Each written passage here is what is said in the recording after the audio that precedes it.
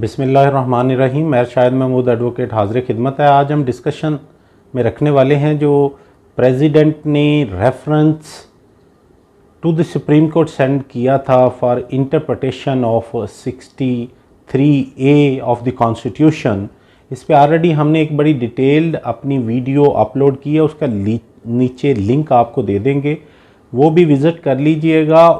क्योंकि last day 17 मई को honourable supreme court ने उस रेफरेंस में डिसीजन दे दिया और जो question by the president on the advice of prime minister पूछे गए थे उसमें ऑनरेबल सुप्रीम कोर्ट ने 3-2 की रेशो से अपना डिसीजन दे दिया है।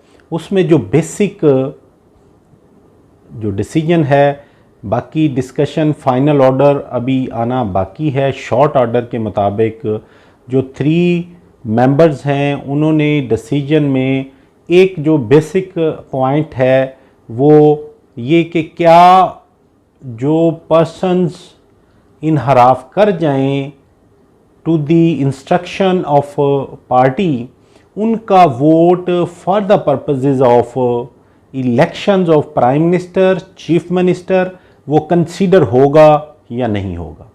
तो उसमें 3 जजेस ने ये ओपिनियन दी है कि वो उनका वोट कंसीडर नहीं होगा।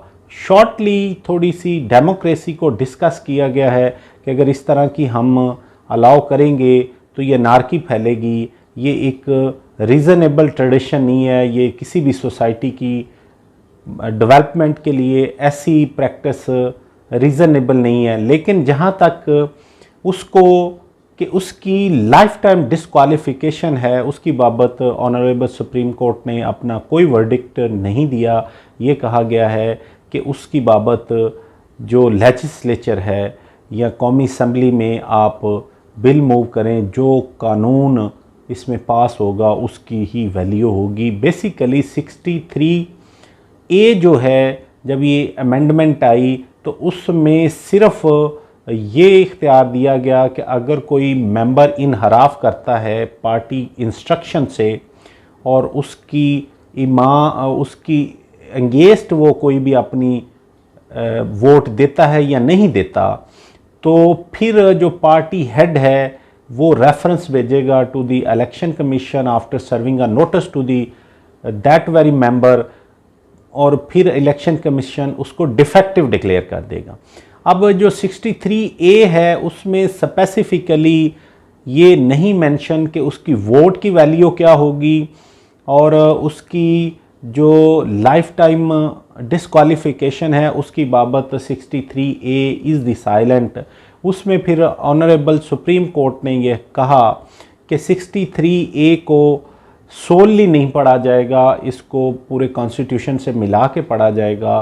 तो इन हालात में ऑनरेबल सुप्रीम कोर्ट के 3 मेंबर्स, टोटल 5 मेंबर्स जजेस बेंच था, उसमें 3-2 की रेशो से जजमेंट आई। 3 जजेस ने इसमें ये ओपिनियन दी और वो ओपिनियन जजमेंट की वैल्यू रखती है क्योंकि वो मेजॉरिटी डिसीजन है।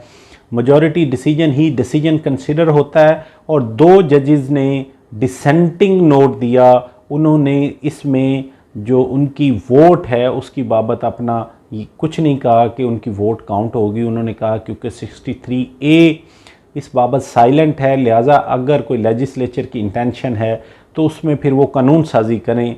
इस स्टेज पे ऐसी कोई प्रोविज़न आइन में मौजूद नहीं है कि उनका वोट कंसीडर नहीं होगा। अब ये डिटेल जजमेंट आएगी तो उसमें जो पीछे डिस्कशन में रहा वो ये रहा कि अगर कोई पार्टी मेंबर अपने पार्टी पॉलिसी से इनहराफ नहीं करेगा तो हेल्दी जो है इन्वायरमेंट कैसे क्रिएट होगा। दोनों साइड पे, दोनों जो 3 मेजॉरिटी जजेस हैं उनका पॉइंट ऑफ व्यू इस साइड पे गया कि अगर इस तरह की प्रैक्टिस अलाउ कर दी जाए तो फिर शायद डेमोक्रेसी को नुकसान पहुंचे।